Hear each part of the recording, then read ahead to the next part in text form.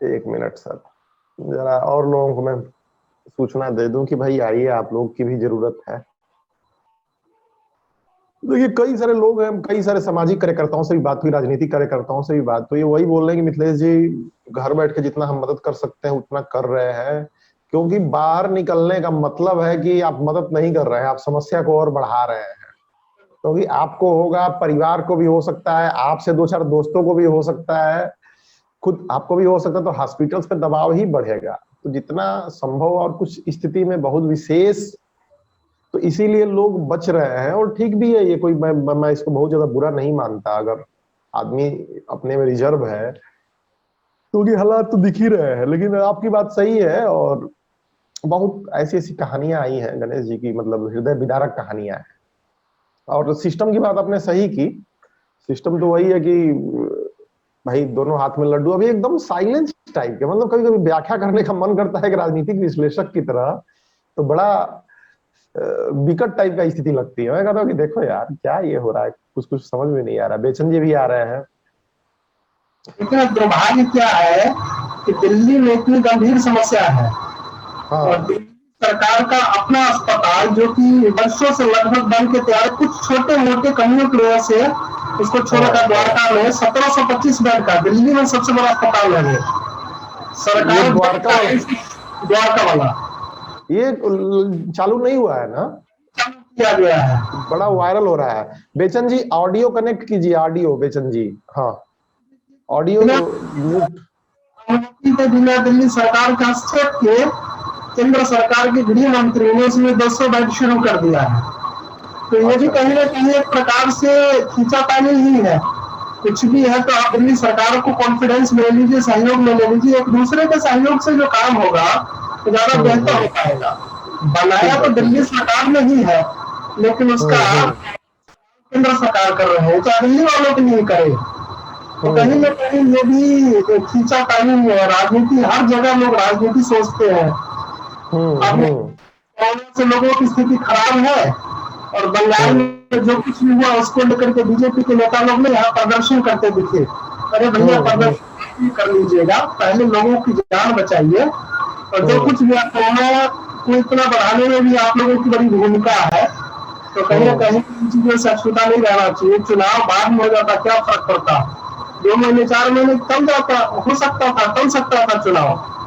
लेकिन चाहे यूपी पंचायत चुनाव हो या बंगाल या बाकी अन्य राज्यों के चुनाव हो, कहीं ना कहीं हम्म। कोरोना को बढ़ाने में उनकी बड़ी भूमिका रही है। बहुत ज्यादा, बहुत ज्यादा, थोड़ा नहीं बहुत ज्यादा। बेचन जी भी जुड़ रहे हैं, उनके नेटवर्क में कोई समस्या आती है, बीच बीच में डिस्कनेक्ट हो जाता है बेचन जी का। और नए मित्र भी जुड़े हुए हैं पोल खोल इंडिया से। मित्र आपका नाम कहीं मिस हो रहा है, तो ये नाम जरा रीनेम कर सकते हैं तो स्वागत है आपका भी। तो आप अपने विचार रख पाएंगे, इस पे रीनेम कर दीजिए। आप अपना अनम्यूट करके एक बार बताइए तो मैं रीनेम कर देता हूँ, कोई दिक्कत नहीं जी। कृष्ण गोपाल। अच्छा कृष्ण गोपाल जी, हाँ आ जाओ। वाह वाह वाह भाई साहब, देखिए आप तो ग्राउंड पे काम ही कर रहे हो, राजस्थान से ना भाई जी जी। साहब? हाँ हाँ, देखिए देखिए देखिए, तो एक्चुअली नाम आया तो ध्यान, वर्चुअल दुनिया में यही भी तो है, कृष्ण गोपाल जी मैं इसमें लिख दे रहा हूँ, तो नाम से बुलाने में जरा आसानी रहती है। जी जी। क्या हालात है वहाँ के कृष्ण गोपाल जी, राजस्थान के? राजस्थान के हालात तो बहुत अच्छे हैं। अच्छे, मतलब ये कोरोना वाला स्थिति सुधर रही है पहले से? पहले से स्थिति सुधर रही है। सुधर रही है, ठीक है ठीक है। चलिए कम से कम अच्छी न्यूज आप दे रहे हैं अपने साइड से, ये बड़ी चीज है। हालात धीरे धीरे बदल रहे हैं गणेश जी, अभी चर्चा ही हो रही थी गणेश जी से भी एक बार। तो ग्राउंड पे कैसे आप लोगों ने हालात को संभाला, किस तरीके से देखा, क्या अनुभव है, कुछ बताइए कृष्ण गोपाल जी, ताकि और लोगों को भी लाभ मिले। जो समाज सेवी और राष्ट्रवादी संगठन है, जी। उन सब ने अपने अपने स्तर पे, किसी ने हॉस्पिटल की व्यवस्था करवाई, किसी ने बेड की व्यवस्था करवाई, हाँ। किसी ने ऑक्सीजन की व्यवस्था करवाई। इसके अलावा भी उनके कार्यकर्ता लगे हुए हैं हम्म। जो डॉक्टर के चिकित्सा विभाग की टीमों के निर्देशानुसार काम कर रहे हैं, वो बता रहे हैं वैसा। हम्म। तो समाज सेवी संगठनों के आगे आने से जो समस्या चल रही थी, हम्म। लोगों में डर डर डर भी बैठ गया कि हॉस्पिटल में जाना का मतलब है कि वहां से आपकी हम्म बॉडी वापस आएगी, हम्म जान नहीं। हम्म और मैं ग्रामीण क्षेत्रों में रहता हूँ और ग्रामीण क्षेत्रों से ही ज्यादा संपर्क है, लगाव है, तो ग्रामीण जी, क्षेत्रों में सबसे बड़ी यही समस्या है कि हॉस्पिटल जाने का मतलब है कि आपकी डेथ बॉडी वापस आएगी। समझ गया बिल्कुल। कहीं ना कहीं ये लोगों जायज से बात है। लोगों से धीरे धीरे ये डर अब निकलने लगा है, क्योंकि कोविड पॉजिटिव आने के बाद डॉक्टर भी अब घर भेज रहे हैं। हम्म जी जी, लग रहा है कहीं डिस्टरबेंस हुई है। बेचन जी ऑन कीजिए, बेचन जी अपना ऑन कीजिए आप। लग रहा है कृष्ण गोपाल जी का कनेक्शन कहीं डिस्टर्ब हुआ है बीच में। कैसे हैं बरकाती जी, क्या हाल चाल, कैसे हैं? कुशल है बरकाती जी? अच्छा, अभी कनेक्ट नहीं हुआ है ऑडियो। कैसे हैं बरकाती जी, सब कुशल तो है भाई साहब? ठीक है, स्वस्थ है? सर चलिए अच्छा है। लगे रहते हैं, महाराष्ट्र को संभालने में लगे हुए हैं, कोई राजस्थान को संभालने में लगा हुआ है, और ये बड़ा सकारात्मक है। बेचन जी कहाँ समस्या आती है? योगी जी को लगता है आपसे विशेष समस्या है, इसीलिए आपके फोन का कनेक्शन काटते रहते हैं वो बीच बीच में। सच्चाई क्या बेचन है, पंचायत चुनाव में योगी जी को झटका दे दिया है। योगी जी को परेशान करना है तो नेटवर्क कोई समस्या बाधा उत्पन्न कर दे। हाँ, बाधा उत्पन्न कर रहे हैं बेचन जी के साथ, कुछ ज्यादा ही बाधा उत्पन्न हो रही। देखिए डिस्कनेक्ट हो गया। क्या अनुभव है बरकाती जी, ग्राउंड की क्या रिपोर्ट है? कुछ अपना अनुभव बताइए, कुछ सकारात्मक, लोगों को प्रेरणा मिल सके थोड़ा सा। बरकाती जी अनम्यूट कर लीजिएगा एक बार, आपकी आवाज नहीं आ रही है, अनम्यूट कर लीजिए, अनम्यूट बरकाती जी।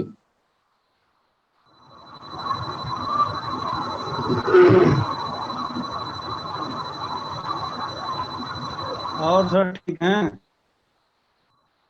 हाँ बिल्कुल बिल्कुल बिल्कुल बिल्कुल। बरकाती जी क्या ग्राउंड में आप क्या देख रहे हैं? कुछ हालात सुधर रहे हैं, कुछ प्रयास सकारात्मक दिशा की तरफ बढ़ रहे हैं बरकाती जी?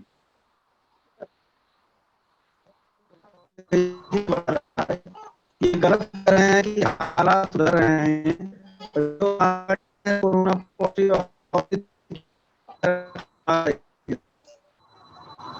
हम्म, खराब है।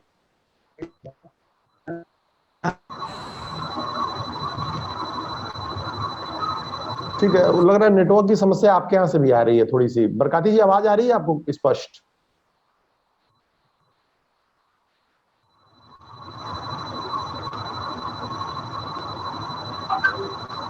डिसकनेक्शन हो रहा है बीच में। गणेश जी आप चर्चा कर रहे थे, आप उसको, बाकी इन मित्रों को बाद में लेते हैं। द्वारका हॉस्पिटल की चर्चा कर रहे थे आप। बड़ा वीडियो वायरल हुआ है कि बहुत बड़ा हॉस्पिटल है वो, और बहुत बड़े लेवल पे उसका निर्माण भी हुआ है, लेकिन दिल्ली गवर्नमेंट उसको शुरू नहीं कर पाई। 125 बेड कम नहीं होता है।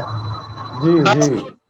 बेड है जो एक तरफ से सरकार का अलॉटेड होता है, कितने बेड है, और कोरोना काल में तो दाएं बाएं करके एक्सटेंड करके और बेडों की हम्म संख्या बढ़ाई जा सकती है। तो दिल्ली हम्म। सरकार बड़ा, मैं समझता हूँ कि ये गनीमत है कि ऐसे समय में इस तैयार अस्पताल को क्यों नहीं हम्म शुरू कर पाई, जबकि लगभग 2 वर्ष पहले अस्पताल बन के तैयार है। बस थोड़ी हाँ बहुत जो हाँ। साफ सफाई का काम है, इधर उधर छोटे मोटे काम है जो 2-4 दिन का काम हो सकता है, उसको करके उसको चालू हाँ, कर देना चाहिए था। मेरे ख्याल तो से जिस पेट्रोल पंप पे गए थे वो आपके दोस्त का वो जो है, और उसी के बगल में ही तो है द्वारका हॉस्पिटल ना। आवाज आपकी आपकी भी कट गई है, आपकी आवाज कट गई है।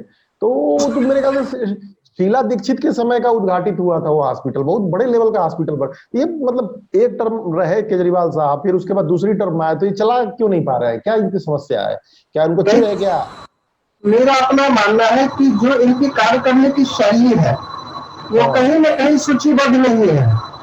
जहां तक हाँ मैं, हाँ। शायद मेरा सोच गलत हो या जो कुछ भी हो, मैं जी। मानता हूँ कि जो कार्य करने की शैली सूचीबद्ध नहीं है। जब कोई भी कार्य करना सूचीबद्ध तरीके से किया जाएगा तो आप हम्म आसानी से कह सकते हैं कि एक बार लिस्ट बनाइए कि हमारे पास अभी जो इस आपातकाल स्थिति में किन किन चीजों की आवश्यकता है, हमारे पास हम्म मौजूदा क्या क्या सुविधा है, हम उस लॉ क्या क्रॉस कर सकते हैं ताकि आम लोगों को इसका लाभ मिल सके। अब पूरी पश्चिमी दिल्ली में अधिकतर जो कोई पेशेंट है, कोरोना के पेशेंट या तो निजी अस्पताल पर निर्भर है या फिर दीनदयाल उपाध्याय अस्पताल हरिनगर है वहां निर्भर है। पूरे पश्चिमी दिल्ली में इस प्रकार का कोई बड़ा अस्पताल नहीं है। देखा जाए तो अगर द्वारका वाला अगर अस्पताल में चालू हो गया होता तो काफी लोगों को निजी अस्पताल की ओर न जा करके इस अस्पताल से काफी सहयोग मिल सकता था। ऐसा नहीं कि सारे पैसे वाले लोग हैं। सही बात है, लेकिन गणेश जी ये मानना बड़ा कठिन है। केजरीवाल खुद एक बहुत पढ़े लिखे व्यक्ति हैं और उस तरह से अपने आप को पेश भी करते हैं और बहुत सक्रिय हैं, आईएएस अधिकारी तमाम होते हैं। इतनी बड़ी चीज उनकी दृष्टि से ओझल रही होगी, इसको मानने को जी नहीं करता है। कहीं ना कहीं उनकी इंटेंशन या नीयत पे भी शक उठता है, या फिर फंड वगैरह की दिक्कत हो सकती है। हो सकता है कि लोकप्रियतावादी जो छोटे छोटे कदम उठाए हैं, जैसे मोहल्ला क्लिनिक टाइप के, उसका कई लाभ भी हुआ है कई, लेकिन बड़े प्रोजेक्ट्स जो है, जो दीर्घकालिक प्रोजेक्ट्स हैं, उस पे उनका फंड न बचा हो, तो मुझे लगता है कि एक नियत पे भी सवाल उठता है। और कहीं ना कहीं उनकी जो कार्यशैली को विस्तार रूप से अगर देखा जाए तो छोटे छोटे कदम को उन्होंने उठाया, लेकिन दूरदर्शी नहीं दिखे हैं। जैसे शीला दीक्षित ने मान लीजिए कि बहुत माना जाता है कि दिल्ली का विकास किया, बिजली पानी उन्होंने फ्री नहीं दी पब्लिक को, लेकिन उस पैसे से ओवरब्रिज का और फ्लाईओवर्स का जाल बिछाया, दिल्ली में ट्रैफिक की समस्या से निजात मिली। केजरीवाल जी ने छोटे छोटे कामों को तो किया, एक्चुअली वोट वर्ग को भी बटोरा जो मतलब लोअर मिडिल क्लास है, लेकिन अल्टीमेटली इंफ्रास्ट्रक्चर पे ध्यान नहीं दिया, बड़े लेवल पे ध्यान नहीं दिया जो दीर्घकालिक रूप से समस्याओं को सुलझा पाते। दिल्ली सरकार का 7 साल मान लीजिए कि हो गया ना, मेरे ख्याल 7 या 8 साल हो गया लगभग इनको, 8 साल हो गया, 8 साल हो गया ना, लगभग 8 साल। तो 8 साल में तो मुझे नहीं लगता है कुछ बड़ा प्रोजेक्ट इन्होंने किया हो। छोटे छोटे अब एजुकेशन पे भी बात होती है तो हल्के हल्के प्रयोग हुए, बजट भी बढ़ाया उन्होंने, लेकिन कुछ बड़ी दीर्घकालिक योजना पे थोड़ा सा मुझे लगता है कि लोकप्रियतावादी कदमों पे ही ये रुक गए। क्या आप तो बहुत करीब से देख रहे हैं, क्या कहते हैं गणेश भाई? मेरा मानना है कि केजरीवाल जी की सरकार जब से आई है 2013 से अब तक कोई ऐसा नया प्रयोग उनका ले रहा है जो कोई भी कह सके कि इस सरकार की ये देन है। इनके जो भी कार्य रहे, चाहे फ्लाईओवर के संदर्भ में रहा हो, चाहे जो कुछ भी रहा हो, ये सब पूर्ववर्ती सरकार की देन है जिसको इन्होंने पूरा किया है। अब जैसे कि मोहल्ला क्लिनिक की बात है, मोहल्ला क्लिनिक एक सफल सिद्ध हो सकता था और हुआ भी कुछ दिनों तक लिए, लेकिन अभी देखिए वही मोहल्ला क्लिनिक बेगाना पड़ा हुआ है। कोरोना काल जैसी भयावह परिस्थिति में मोहल्ला क्लिनिक बिल्कुल सपोर्ट विहीन है, बिल्कुल सपोर्ट ही नहीं कर पा रही है। तो कहीं ना कहीं आपका जो सोच है, आप कोई भी इंफ्रास्ट्रक्चर जब तैयार करते हैं इसको लंबे समय तक लेकर के चलिए, ताकि कम से कम 10 साल 20 साल 50 साल की इसकी बुनियाद होनी चाहिए। अब एक छोटा सा उदाहरण मैं देता हूँ, शीला दीक्षित की सरकार ने वजीरपुर में एक एलिवेटेड रोड का उद्घाटन किया, शुभारंभ शिलान्यास। उस समय जो इंजीनियर के माध्यम से एक वहां का योजना का प्रोजेक्ट का डिटेल आया, उसकी जो अनुमानित लागत थी, उस लागत में 100 वर्ष की मियाद थी उसकी, 100 वर्ष तक इसकी लाइफ रहेगी। लेकिन जिस समय इसका उद्घाटन हुआ है उस समय जब इंजीनियर ने सारा का सारा मेमोरेंडम दिया है मीडिया कर्मियों को, तो उसमें मेंशन किया जाता है कि इसकी मियाद 50 साल की होगी। तो ये देखिए बहुत बड़ा मायने रखता है कि आप 10-20 करोड़ रुपए लागत कम कर देते हैं, लेकिन इसकी मियाद बिल्कुल आधी हो जाती है, तो कहीं ना कहीं नुकसानदेह है वो। तो इस प्रकार से केजरीवाल जी कोशिश करते हैं कि बचाओ, पैसा बचाओ, चाहे बेशक मियाद उसकी कम हो जाए, उम्र उसकी कम हो जाए। जो छोटे छोटे काम है कि 2 साल 4 साल में दिखना चाहिए, दिखने वाला काम पे ज्यादा भरोसा करते हैं, लंबे समय तक, और मजबूत काम पे कम भरोसा करते, दिखने वाले काम पे ज्यादा भरोसा करते हैं। एक्चुअली दिल्ली देखा जाए तो अपेक्षाकृत, इस पे अगली चर्चा भी करेंगे, और ये बहुत जायज प्रश्न है कि हम इतने बड़े सक्सेस हो गए और दिल्ली मान लीजिए कि एक हब है, इतनी बुरी तरीके से फेल हो गए और लंबे समय तक फेल रहे। और केजरीवाल जी के रोल के बाद आएंगे हम केंद्र सरकार के भी रोल पे। तो इसमें ये है कि गणेश भाई एक बात बताइए कि केजरीवाल जी, अब दिल्ली जो शहर है बाकी देश की अपेक्षा अल्टीमेटली एक स्टैंडर्ड है और लोग वहां पे अपेक्षाकृत संपन्न है। मुझे नहीं लगता है कि उन लोगों को बिजली फ्री पानी की आवश्यकता थी। ठीक है, एक निचले वर्ग को सब्सिडी दी जा सकती है, उसमें कोई मनाही नहीं है, लेकिन दिल्ली में मिडिल क्लास या अपर मिडिल क्लास है, और मुझे नहीं लगता है कि उसको किसी को जरूरत थी, तो उसको बेवजह दिया गया बिजली पानी, और उस पैसे को बचा के थोड़ा इंफ्रास्ट्रक्चर पर लगाया तो मुझे लगता है कि ज्यादा उचित होता। और जो द्वारका का हॉस्पिटल है, अगर ये मान लीजिए कि तथ्यात्मक खबर है, हालांकि तैर रही है और चूंकि ग्राउंड पे अभी जा नहीं सकते, लेकिन हम लोग तो उधर से कई बार गुजरे हैं और देखे हैं कि निर्माणाधीन रहा है। अब पता नहीं चालू है नहीं चालू है, क्या गलती है, वो पूरा इन डेप्थ में एक आरटीआई में डालता हूँ और देखता हूँ कि एग्जैक्टली क्या दिल्ली सरकार के पास रिपोर्ट है। लेकिन गणेश भाई एक बात बताइए कि केंद्र सरकार भी, अब पिछली बार जो वैक्सीन नेशन का काम हुआ उस पर बड़ी शाबाशी लेते हुए नजर आई, और रियल इंफ्रास्ट्रक्चर पे इसने भी ध्यान नहीं दिया। इसने भी मतलब यही कानून के चक्करों में फंस गई कि एलजी के हाथ में पावर रहे, बड़ी तेजी से ये बिल पारित हो गया कि भाई ऐसा होना चाहिए वैसा होना चाहिए, एलजी है, और बड़े जोर शोर से हुआ। लेकिन इंफ्रास्ट्रक्चर पे मेरे ख्याल से केंद्र सरकार भी मुझे नहीं लगता है कि ध्यान दे पाई, खासकर इस हेल्थ इंफ्रास्ट्रक्चर पे दिल्ली में विशेषकर, क्योंकि दिल्ली में अंतर्राष्ट्रीय मीडिया राष्ट्रीय मीडिया दिल्ली से एक मैसेज जा रहा है और लोगों में डर फैल रहा है। अगर दिल्ली ठीक है तो मुझे लगता है कि बाकी जगह भी मैसेज जाता। गणेश भाई आप क्या करते हैं, क्या सोचते हैं इस पे? एक मेरा मानना है कि केंद्र सरकार के पास बहुत सारे रिसोर्सेज होते हैं। पिछली बार जब कोरोना फैला, जो स्थितियां उत्पन्न हुई, आनन फानन में बहुत सारे कोविड अस्पताल जो टेम्परेरी होते हैं वो बनाए गए, कोविड सेंटर बनाए गए। इससे सरकार को एक सबक लेना चाहिए था, क्योंकि उन्हें पता था कि दूसरी लहर आ सकती है, तीसरी लहर आ सकती है, ये आसानी से जाने वाला नहीं है। जब तक सभी लोग वैक्सीनेट ना हो जाए तब तक तो तकलीफ में रहेंगे। जब तक वैक्सीनेट ना हो जाए तब तक उनके लिए खतरा रहेगा। तो उसी अनुसार उनकी तैयारी होनी चाहिए। और जो अस्पताल में सुविधाओं की कमी थी, अब जैसे ऑक्सीजन का मसला आया कि बहुत सारे अस्पतालों में ऑक्सीजन की कमी है, ऑक्सीजन के पूरे इंतजाम नहीं है, तो हम इतने दिन तक कहाँ सो रहे थे? चाहे केंद्र सरकार हो या राज्य सरकार हो, इसका पूरा बंदोबस्त क्यों नहीं कर पाई? क्या हमारे ऊपर मुसीबत आएगी तभी हम ये काम करेंगे? हम उससे पहले सचेत क्यों नहीं होते हैं? जबकि हमारे पास इतने बड़े स्रोत है, स्रोत होने के बावजूद भी आखिरकार हम कहीं ना कहीं फेल होते हैं। इसका सबसे बड़ा कारण होता है जो मूल कार्य है, मूल कार्य से अपना ध्यान कहीं और आकर्षित कर देते हैं। किस राज्य में सरकार बनानी है, कहाँ जोड़ तोड़ करना है, कहाँ की सरकार घटानी है, कहाँ की बनानी है। जब आप अपने मूल कार्य से कहीं ना कहीं भटक जाते हैं तो जो आपका मूल सैद्धांतिक चीज है ना, वो कहीं ना कहीं दूर हो जाता है। तो स्वास्थ्य की सुविधा में लचर हो गई, जो रोजगार है वो देखिए अभी तक पटरी पे नहीं आ पाया है। सरकार बनने के बाद आपको पार्टी वाला काम छोड़ देना चाहिए। पार्टी का काम है पार्टी करे, सरकार का काम है सरकार करे।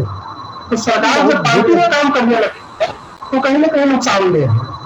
बहुत बुरे स्तर पर फेलियर हुई है। लेकिन एक प्रश्न ये भी उठता है, योगेंद्र तिवारी जी जुड़े हैं, अगर आप अपना वीडियो ऑन कर सके, ऑडियो ऑन कर सके, थोड़ा आपका भी परिचय ले सकेंगे योगेंद्र जी। और भाई गैलेक्सी ऑन 7 प्रो नाम एक बार बताइए और ऑडियो कनेक्ट कीजिए मित्र, आपका भी थोड़ा परिचय ले सके, आप जुड़े हुए हैं अभी तो ऑडियो कनेक्ट कीजिए। योगेंद्र जी नमस्कार, कैसे हैं सर, कैसे हैं, ठीक है? जी नमस्कार, मैं ठीक हूँ, आप सब लोग सकुशल हैं? बिल्कुल बिल्कुल बिल्कुल।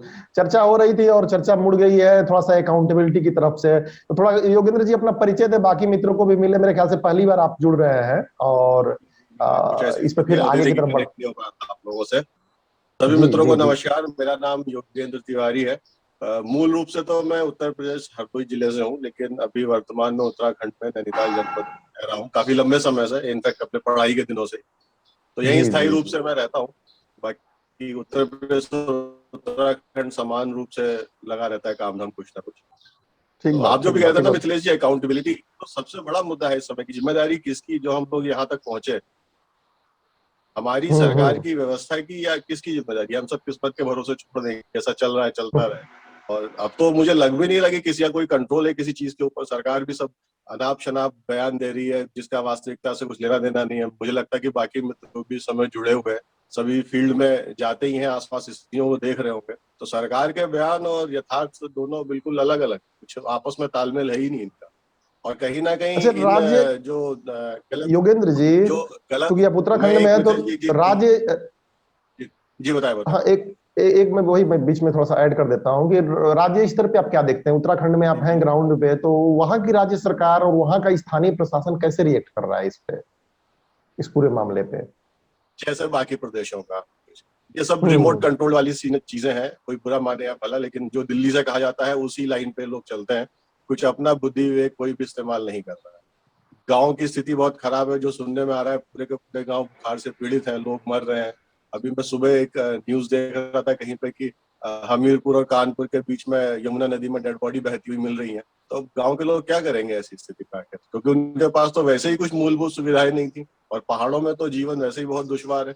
लोग बाहर रहते थे, लोग अपने घरों को वापस भागे जब से लॉकडाउन हुआ है। कहीं ना कहीं संक्रमण उनके साथ गाँव तक पहुंचा है, और संक्रमण सही बात है। पहुंचा है और उपचार मिल नहीं रहा है, तो वो करेंगे क्या?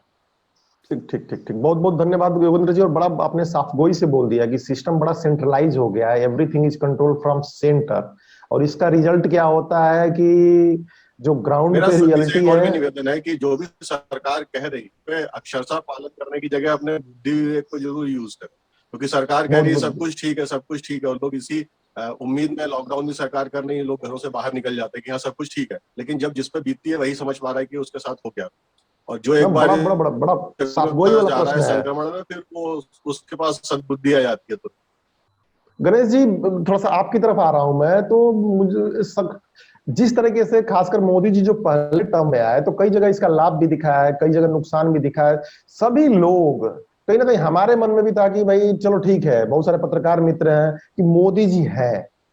ये जो सिस्टम सेंट्रलाइज हुआ है from public to administrator to state heads, ये क्या देखते हैं, सिस्टम बड़ा सेंट्रलाइज हो गया है। ये सब लोग देख रहे थे, और एक आदमी फेल हो गया, उसके साथ सारी राज्य सरकारें भी फेल हो गई। ये बड़ा विचित्र स्थिति है। ये थोड़ा सा मूल प्रश्नों में शामिल होना चाहिए। गणेश जी, क्या लगता है आपको कि सिस्टम, ये सारा कुछ सब यही देख रहे थे कि एक देवता इसके है पीछे जो केंद्र में, मुझे कारण वही दिखाई देता है, 6-8 साल से ठीक कर रहे हैं और वो कोई मुसीबत नहीं आने देंगे, ये भाव पनपा है कहीं ना कहीं। मिथिलेश ये मिथिलेश जी, हाँ। ये हमारे देश में एक व्यवस्था है ना, संवैधानिक व्यवस्था की राष्ट्रपति जो है वो राज्यपालों की नियुक्ति करता है।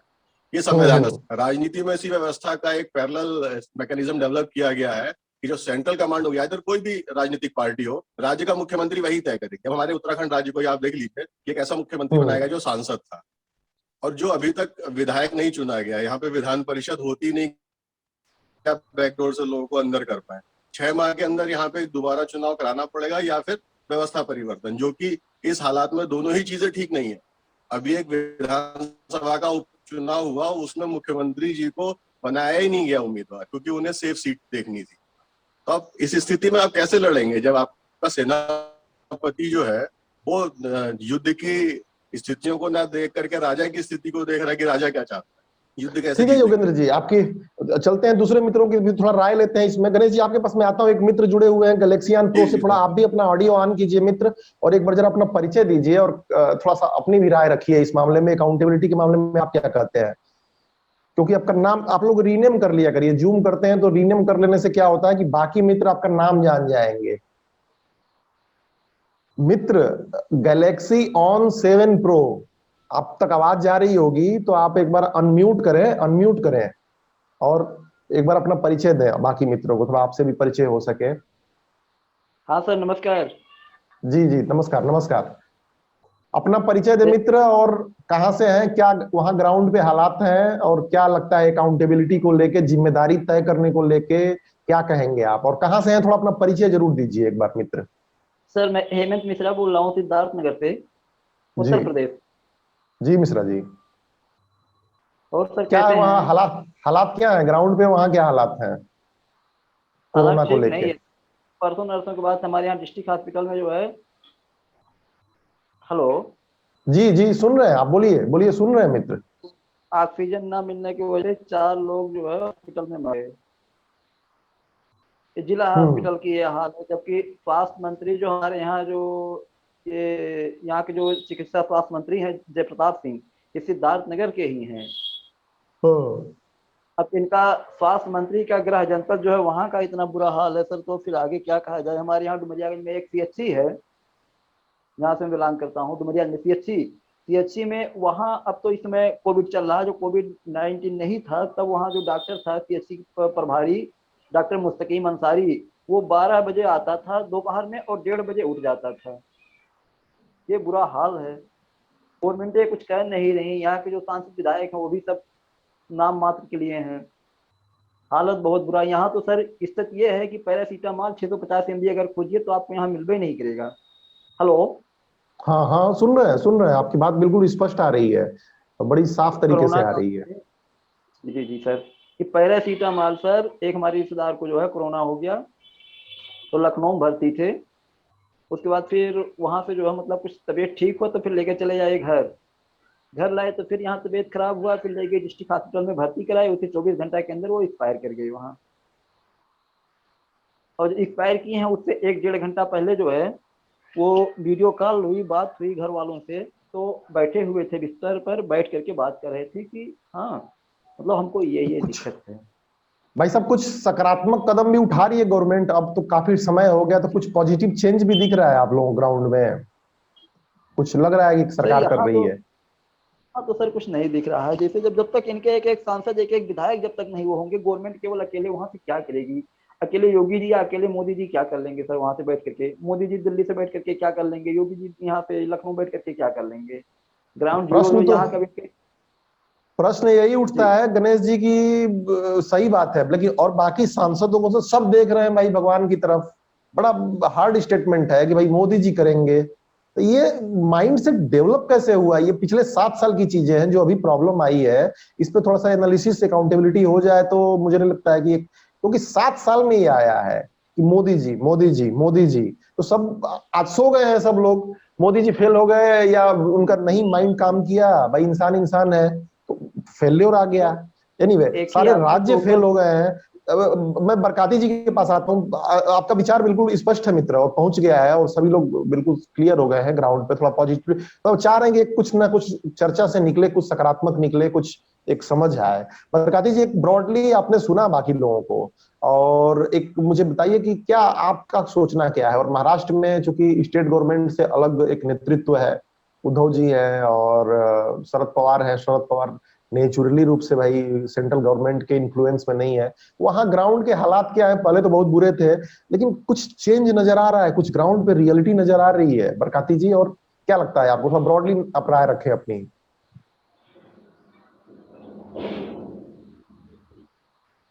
बरकाती जी।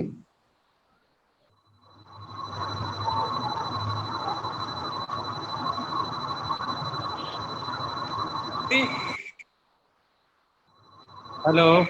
जी जी बोलिए, हेलो। सुन रहे हैं आवाज, आवाज सुन रहे हेलो। हैं, बताइए। जी, आवाज आ रही है? जी जी, यहाँ महाराष्ट्र के अंदर मैं देख रहा हूँ कि बिहार में मैं था, वहाँ पर शुरुआत थी। जिस वक्त मैं वहाँ पर था उस वक्त शुरुआत थी, और लॉकडाउन लगे हुए भी काफी समय हो गया, और मुझे भी तकरीबन 20 रोज यहाँ हो गया। मैं देख रहा हूँ कि यहाँ पर जो फैसिलिटी मरीजों को मिलना चाहिए, जो आम लोगों को फैसिलिटी मिलना चाहिए, वो तुरंत और वक्त पर मिल जाता है, जिसकी वजह से ज्यादा परेशानी उठानी नहीं पड़ रही है। जैसे इससे पहले हॉस्पिटल में आग लगने की वजह से लोग मरे थे, तो वहां पर तुरंत क्विक एक्शन लिया गया। वहां पर तमाम नेता और तमाम जो बड़े बड़े जो टीम के लोग होते हैं वो सब पहुंचे, और उस पर तुरंत एक्शन लेकर और ऐसी कार्रवाई किए कि अब जो है एकदम फिलहाल बहुत बेस्ट चल रहा है।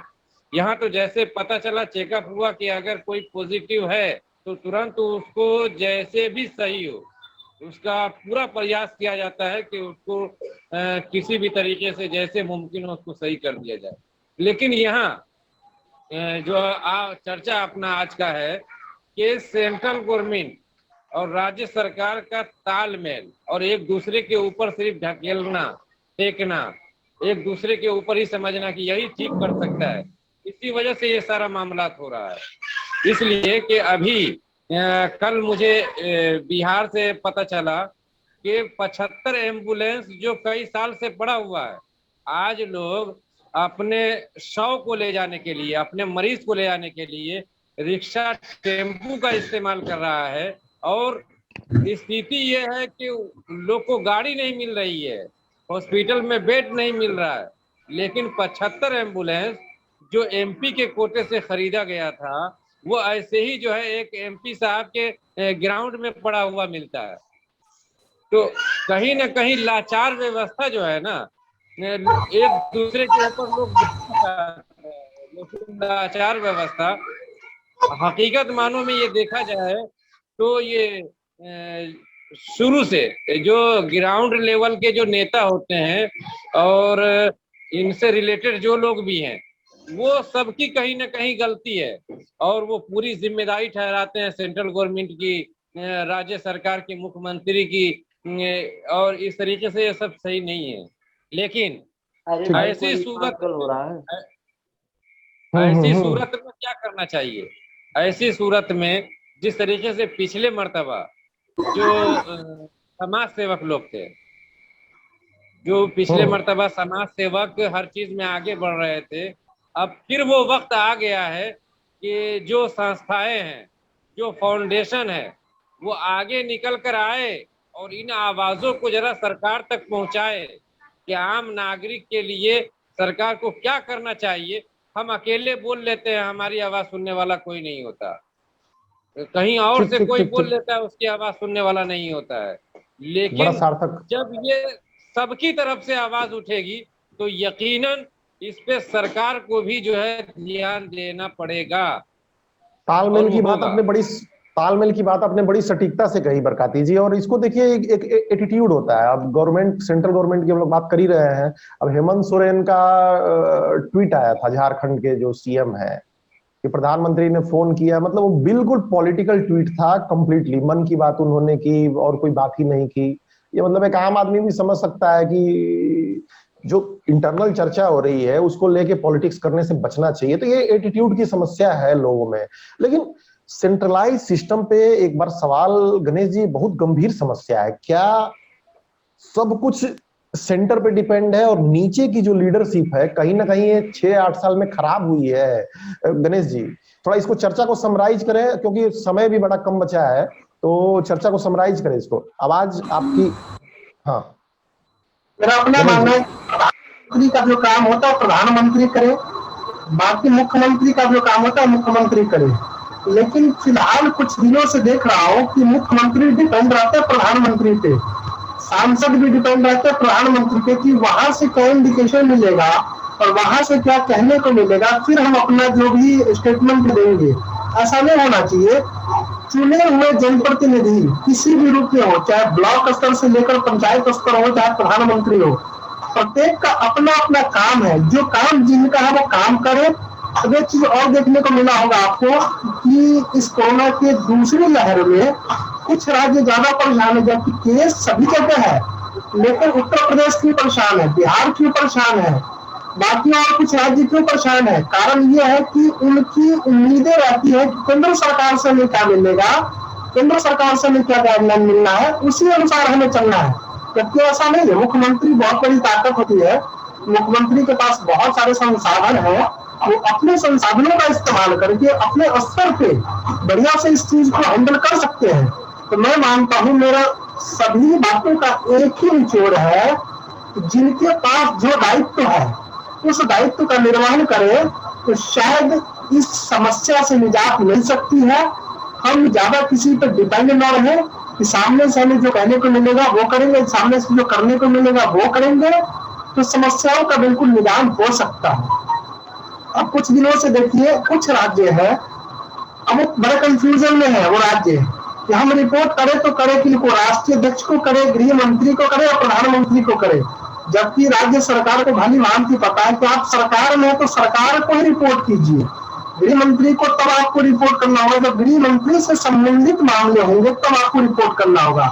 पार्टी से संबंधित मामले तो पार्टी अध्यक्ष को रिपोर्ट कीजिए, अन्यथा सरकार से संबंधित जो भी आपकी रिक्वायरमेंट है या कोई रिक्वायरी है, प्रधानमंत्री से डायरेक्ट संपर्क कीजिए। ऐसा न करके लोग जो आपस में कंफ्यूजन की स्थिति में, दुविधा की स्थिति में है, इसका भी कहीं ना कहीं नुकसान हो रहा है। तो जिनके पास जो दायित्व है उस दायित्व का निर्वहन करेंगे तो शायद हमारे देश की जनता, उनको कुछ न कुछ सुविधा मिल पाएगा और इतनी जो परेशानी में जिंदगी जी रहे हैं शायद ये परेशानी कम हो जाएगी। मेरा ये मानना है। बड़ा सही है एकदम, बिल्कुल कि भाई जिसका जो काम है वही करे। हालांकि देखा गया है कि एक मामला ऐसा है कि चलो सेंट्रल गवर्नमेंट एक लेवल पे फेल हुई, चुनाव में व्यस्तता थी उसकी, लेकिन बाकी स्टेट्स में भी जहां नहीं है बीजेपी की सरकार, जो सीधा इन्फ्लुएंस नहीं है, वहां भी मामले बढ़े हैं। राजस्थान का उदाहरण है, आपका महाराष्ट्र का खुद उदाहरण है, वहां भी चीजें मतलब डिसकंट्रोल हुई हैं, आउट ऑफ कंट्रोल हुई है।